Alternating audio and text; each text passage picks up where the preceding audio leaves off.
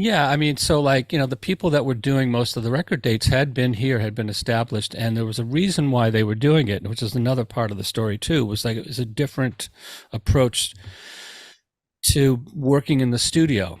Hmm. Like out here in LA, people had brought their own gear, for instance, to Okay. sessions. Whereas in New York, you just brought your axe and you played with whatever they had at the studio. Okay. So, but So you were like bringing your own amp and your whole rig?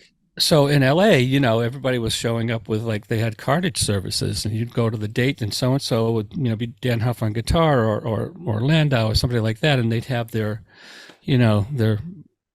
Bradshaw rack and Bradshaw pedals and their rack, their tall racks with all this stuff. This Yeah, is in yeah, the yeah. early '80s, so everyone had Yeah, all this gear they yeah. brought to Right, yeah, like sessions. all this rack And spaces. Yeah, guitar everyone. players had all their like boutique. Guitar players had their boutique amp heads, and the Bogners and the Sure. Dumbles, and and like, oh, they've got a Marshall kind of cabinet, or they had a Fender cabinet, or whatever they had. So there's all this stuff. Whereas in New York, man, a guitar player would show up to a session and plug into the Twin that kind of half worked.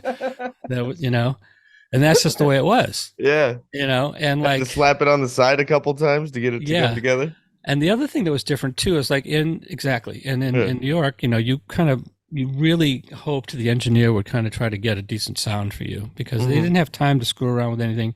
And out in LA, the engineers kind of really counted on you giving them a great sound right out of your system. Like Right. for instance, these elaborate, rack systems and multiple amp things that guys like Dean Parks and George, what's his last name?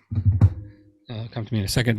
These guys had their sounds. They gave like a stereo feed to the engineer, and they had everything happening already. You Yeah. know, their crunchy sound, their little bit of reverb, whatever it was, a little delay, a little chorusing. It was all coming out of their own racks, right? Hmm. In New York, it was like, "Hey man, can you give me a little chorus on this?" And the engineer goes, "Okay, maybe, yeah, maybe."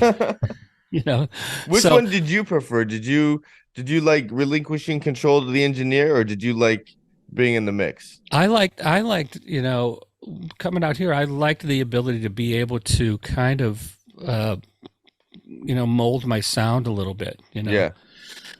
because in New York, it depended on who was actually recording you and what they did with it afterward, like really had a lot to do with what you ultimately sounded like. Sure. Do you feel like you were misrepresented on some of those New York dates? Uh, Like yeah, just maybe with the sound? not misrepresented, but I mean, I was sometimes disappointed, with Yeah. the sound that eventually came out.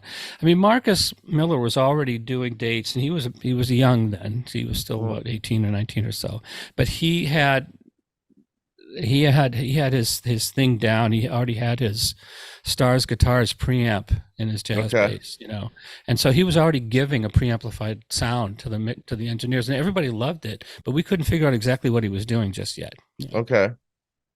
I mean, there were people like Ken Smith started. He started his basses around that time too, and he had a prototype bass that he kind of sent around New York, and all the players got a chance to play it, for a Hmm. few days or a week or something. And that bass had on board.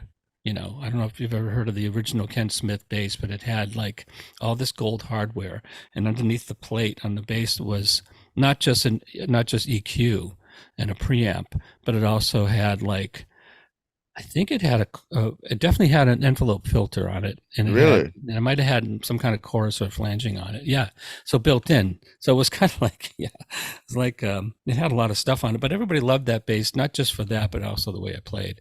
But it was a beginning of bass players having a little bit of